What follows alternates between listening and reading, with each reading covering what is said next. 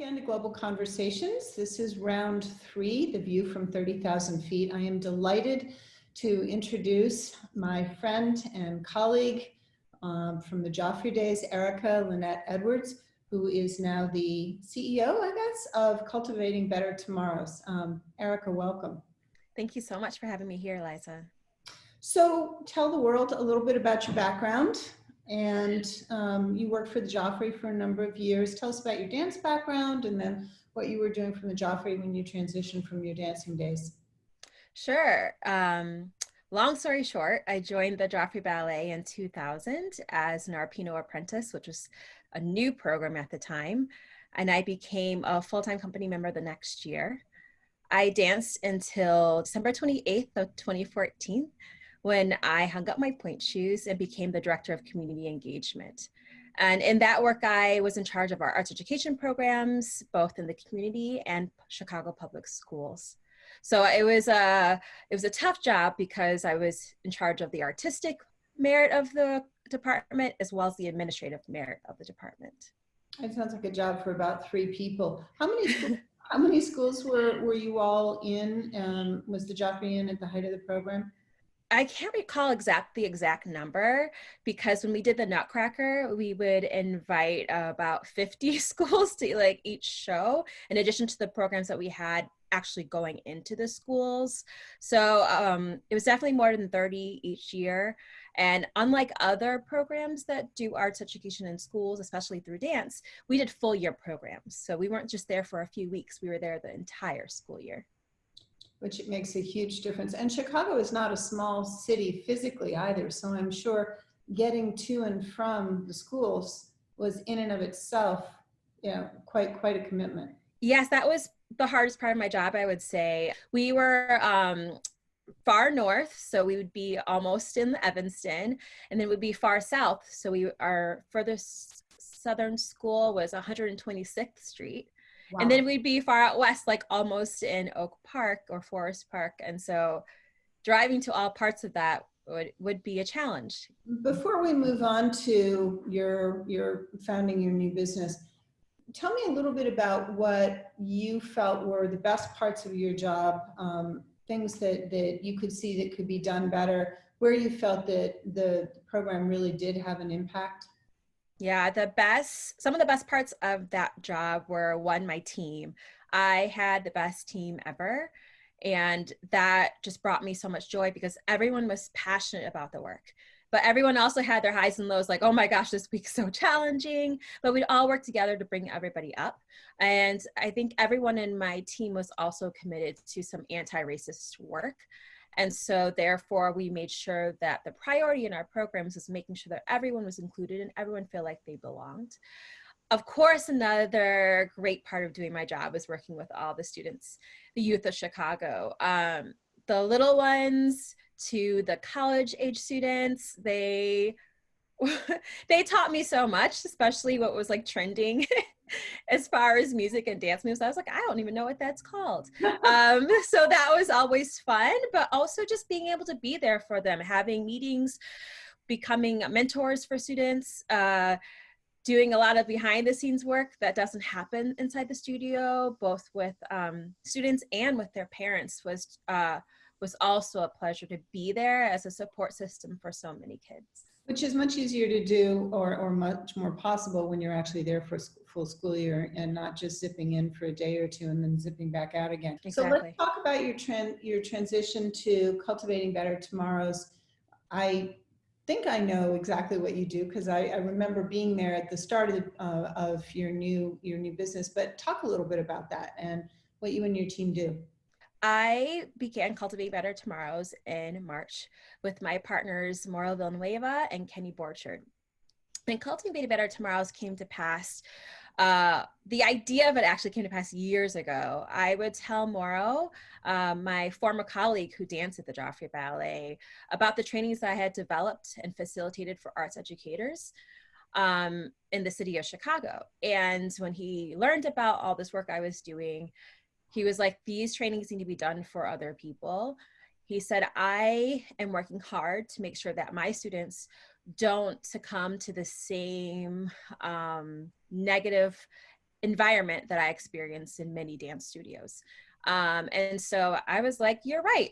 More people should have access to this. And then he told me again, then he told me again, and then we finally launched Cultivating Better Tomorrows this March. So the idea behind our company was to provide these trainings so that all students would thrive in the dance studio. But we found that this work, with the current political context, the cultural context, COVID, uprisings, that people needed something more at this time. And so our focus has been in 3 parts. One is knowledge building through anti-racism trainings. The second part is racial healing circles. And then the third part is guided conversations, where studios want to come together and have these discussions that are really hard about race and dance and diversity in dance, but aren't equipped with the skills to do it. And also don't want the people to lead the conversation because they are the studio owners and they are the authority figures in front of the room. That totally makes sense to me. So I'm delighted to hear that studios are actually interested in doing that.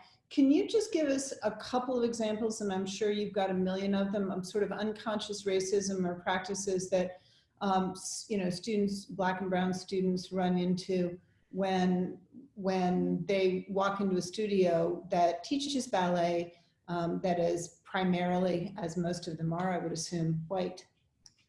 Yes, and I'm glad you brought this up, because when I do these guided conversations, sometimes the room gets a little quiet because it's up to like the Black person or the BIPOC, the Black Indigenous person of color, to like speak up and share their experiences. But because I've had those experiences myself, I'm able to lead these conversations and bring my work in as real examples. So some things are hair. I remember if people wanted my hair a certain way, I'm like, this will take time. I can't just take my scrunchie out and then my hair magically will flow down how you want it to look. I can probably have the look you want you're going for, but it will take time for me to do my hair. Or maybe I choose not to do that because that's not what my hair naturally does. Another thing would be costuming. So if I'm sharing a tutu with another girl, my straps should not be pink. My straps should be pancake to brown. And so just be mindful of that. So that might be extra work for wardrobe, but it will look so much better on my skin. So those are just a couple of things that might come up that people don't think about. And I've heard numerous over the years to me, and now I look back and I think about what somebody was actually trying to say. Color-coded comments, I think, or those might be, well, her body isn't quite right for ballet. Well, she's so athletic looking. It's not quite right for a classical corps de ballet, etc. I assume. Oh, yeah. And in addition to those code words, which like we need to recognize and get rid of, like say what you mean instead of putting some code behind it. But that was one of my examples too. It's like when I was a student, I had a teacher who told me not to use my butt muscles when I was dancing at the bar, but she didn't want my like butt to grow any larger. And that was definitely coded for like what my body looked like at the time, but also for like the stereotype of a Black body. But by doing that, she was giving me the wrong technique. So I was being trained the wrong way because of what she thought I should be doing for my body. That's interesting. So in getting ready for this interview, we also talked about the fact that now you're finding that your clients, your business is coming not necessarily just from the dance world, but from the corporate community, and that a lot of your work translates. Can you talk a little bit about that, please? Yes, definitely. I have been pleasantly surprised with the amount of organizations that are corporate or not in the non-for-profit field who are coming to me asking me to see if I'm available to do work for them. And I think one of the reasons that's happened is because of connections I've built, but more so than that, because I've gotten a lot of inquiries from people I have no idea how they found me, is that the model that we've created is about self-reflection in addition to like, what can we do? And I think that's a model that can be used in multiple places. And so the dance world just fits in perfectly into this one place where myself and my partners have so much expertise in. But the same models apply when we're thinking about one of our courses, Defining an Anti-Racist Learning Environment. We talk about our experiences like growing up, our experiences maybe at home, like how do you define yourself? And these aren't things that specifically relate to dance, but they're the beginnings and the foundations of defining these anti-racist learning environments or defining these anti-racist working environments before we can get to the actionable items. So the next obvious question is, what initiatives have you seen actually work and change a culture? And we're talking today primarily about ballet. And how do you identify the difference between a ballet company or, let's say, a studio that is doing it for sort of performative and saying, well, we checked that box, and when you really see it embed in the culture? Mm-hmm. Oh, that's a loaded question. So yeah, I'm going to start with the second one first. Where I have seen this work being done, first of all, is in companies who were doing this work before became trending this year. And so those are the companies and studios that I like to acknowledge, because not only are they doing the work, they've been doing the work, but also they can be a model for how others can do the work in the future.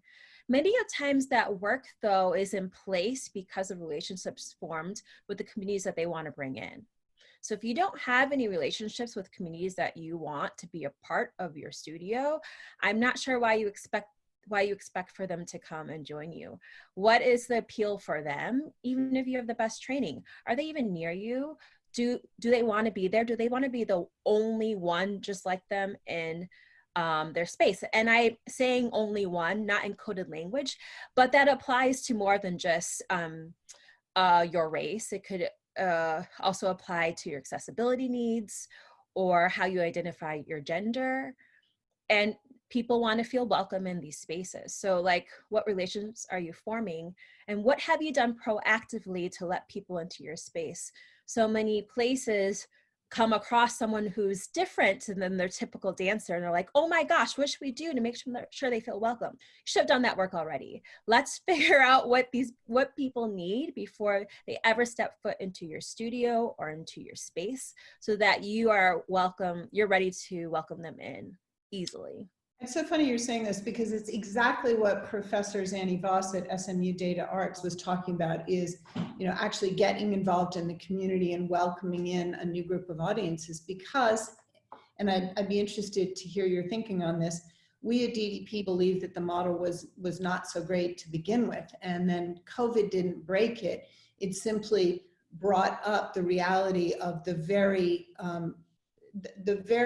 distorted model on which a lot of ballet companies have been operating, and their reliance on a few older wealthy donors and the loss of a younger audience. And there's a huge opportunity there. But what you're saying is it even starts at the training stage. It starts at the dance studio stage or a dance academy stage, right? Mm-hmm.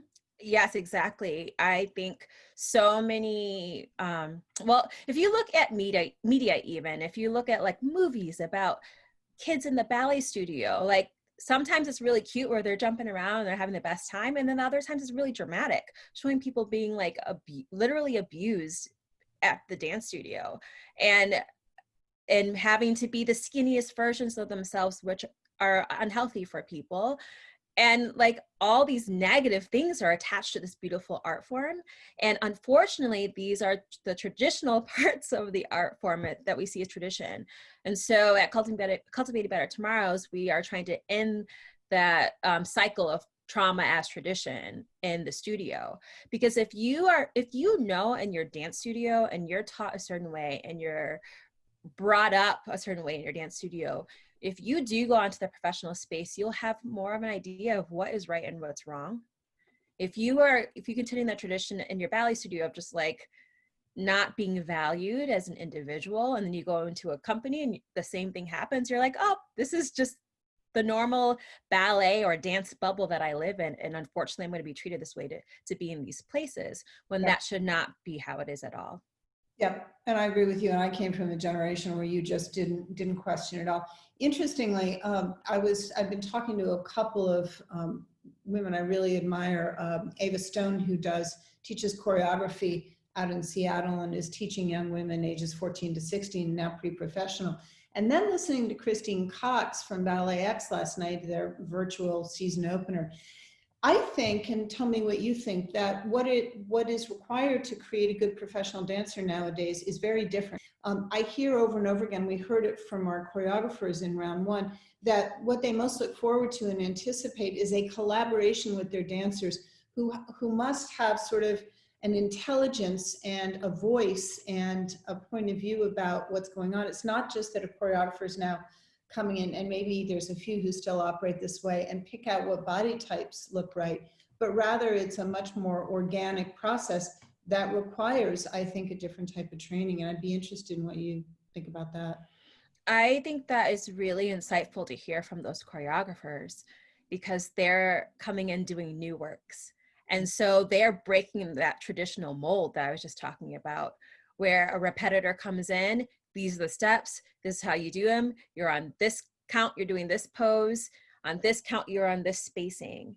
And these are the traditional movements. And so there's not that room for you to be as an individual if they say you can't be. So if you're like holding something a little too long and they say you can't hold that long, there goes your artistry for that moment, you know? And so I think it's really positive to hear that choreographers are creating those spaces where dancers actually have a voice, which reminds me too that of dancers who get confused when they have a voice, because that's not how they were trained, right? You come into the space, you are quiet, unless you have a question about a step, you go and do it. Or maybe you don't even ask your question because you'll just watch someone else and figure out what it is on your own, because you don't want to be that troublemaker in the dance studio. And so I think it's really great that dancers are having a voice and saying, this actually doesn't feel the best. Can we try it this way? And that choreographers are listening. And then both the dancer and the choreographer just has a better experience because they both feel comfortable sharing what works and what doesn't work with each other. Yeah, that's a beautiful way to move forward. It's much more, to me, collaborative. It's less hierarchical. I'm thinking of our mutual friend Stephanie Martinez and how she was talking about, working with dancers, and it's a relationship. It's not just I'm telling you what to do. And from what we're hearing from these new choreographers is that the information flow, the exchange of ideas goes both ways constantly. Even Kathy Marston was talking about how she's changing works based on new insights, what the dancers tell her, etc. So how would you define a successful ballet company? And in other words, what do you think should determine a ballet company's success? Woo, another deep question. So I think success for me personally will be very different from success for that company. So as a company sets their goals and who they want to be, I often hear that maybe you can often see in the mission statements of a ballet company, like, we want to be like the best for everyone, which is a very broad mission and like hard to measure success with that. I find success in everyone in the organization, from the executive director and the artistic director to the board, to that little teeny tot who's coming in for their first dance class, to feel welcome and proud of being part of the organization because they have felt welcome. They understand the work that is being done to make positive change, both in their community and on the stage and in the offices. Because I think we all need to acknowledge that as a ballet company, and as we keep these ballet traditions, they're not the best, and that they all deserve a rewrite, an evaluation, and a lot of voices are needed to make that happen. So I find success as a company that continues to grow, to commit to do better, to seek out help when they don't know how to do better, and admit that they've done some wrong. So let's imagine that you're CEO of, you're the new CEO, artistic director, executive director, whatever, of a big ballet school. And and we'll go with Mayor Lightfoot, whom I admire so much. Your first 100 days, what are a few things that you could do right away to signal this change in definition of success and where you wanted to move the company? The first thing I would do is have an all-staff meeting where I have to have dancers involved as well, because sometimes scheduling. So let's say I could do anything I wanted, and this is possible. Every single person involved in the organization comes together and we sit down and we talk and have a guided conversation about what needs to change, what have you put out there that could happen quickly, what needs advice and resources behind it for it to happen in the long term. And then be able to sit down with different parts of the organization and focus on their individual needs and wants and what's going well and what are the challenges. I would then go to the policies, procedures, and assumed practices. Many of the things that are written down are problematic as well. And so why is this written this way? I don't know. Someone else gave it to me, and that's just how things are. So I think a really deep dive of what you're doing and why you're doing it and how you're doing it needs to be done. And then a whole intentional work behind DEI would need to come next, which would both in race, in gender, and sexual orientation, and all the things, because that's the only way we're going to provide welcoming spaces if everyone's at the table and that they know that this is infused into the whole organization, and you're not just boasting that one department's doing great things in this space. The whole organization needs to be doing the work in that space. And then I would go one step further to, okay, we've talked to everyone that's in our organization, that's like in these walls. Now, what about the people who are partners in this space? What about our vendors? What about our janitorial staff? Like all the people that are associated with us, they need to know this is how we're moving forward, and they can have their voice in how they feel about that. This sounds an awful lot, when I listen to the radio, like NPR, How I Built This, or, Masters of Business on Bloomberg, you sound a lot like a CEO of a major company coming in, doing a turnaround, and it's not just dance. It sounds like really from the bottom up and the intentionality. Last question, and in this, another big one, sorry. Let's talk about ballet adjacent companies now. Where you think the industry stands? I mean, obviously there's been at least some awakening, but I do find a lot of it more performative and PR oriented than really deep into the company. I totally agree. I have found a lot of the work that I've currently seen to be trending work. As we know that this work is not new, as many companies and studios and individuals have been fighting for this work for so many years. And so my concern with the trending factor, which I know is a concern of many, is that it will end. And then the movement will be done. Okay, now we're getting back to normal. And the new normal sounds comforting because we get to be back in the studio with each other and happy and sharing our joy of dance. But the normal also is the oppression of so many people. And so I'm hoping that since many organizations are listening to people who are like, you need to make changes, this is how you can do it, that they'll continue to do it. But that takes, like I said before, that takes commitment, and not just a commitment behind the scenes. So only a few people know that you're going to try to do this, so that you have accountability. They actually have resources that back this work. Some things you can do are quick wins that cost no money, and other things will cost money for you to do. Erica, it was such a treat. The best part of this interview is I get to see your beautiful face and chat a little bit. Thanks right back at you, Liza. This is great. Thank you so very much. And we'll talk soon, I hope. Wonderful.